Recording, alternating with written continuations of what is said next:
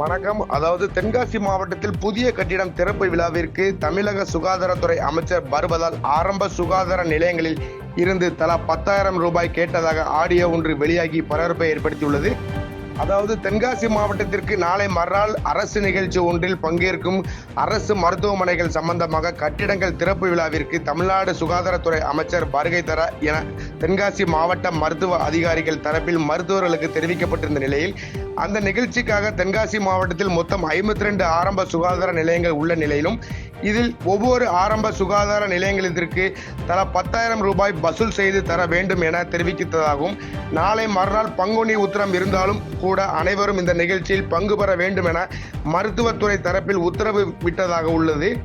இந்த நிலையில் இந்த சம்பவம் குறித்து மருத்துவர்கள் புலம்பும் ஆடியோ ஒன்று வெளியாகி பரபரப்பை ஏற்படுத்தியுள்ளது என்பது குறிப்பிடத்தக்கது. என்ன சார் இப்படி போனால் என்ன சார் செய்யுது? டிபார்ட்மெண்ட்டில் நம்ம ஒரு ஸ்ட்ரெஸ்ஸோடையே வேலை பார்க்குற மாதிரியே இருக்கு. பிஎம்ஓ ஆனோன்ட்டு இருக்கு சார்.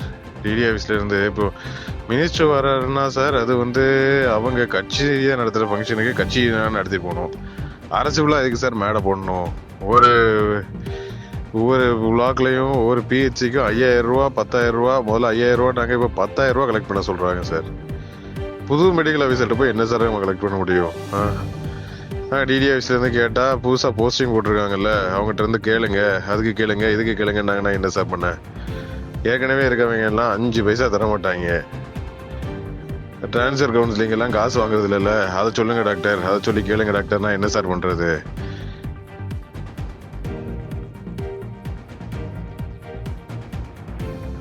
பாதகம் செய்பவரை கண்டால் நாம் பயம் கொள்ளலாகாது பாப்பா. மோதி மிதித்து விடு பாப்பா, அவர் முகத்தில் உமிழ்ந்து விடு பாப்பா. அண்மை செய்திகளை உடனுக்குடன் தெரிந்து கொள்ள இணைந்திருங்கள் எம் நாடு தொலைக்காட்சியுடன்.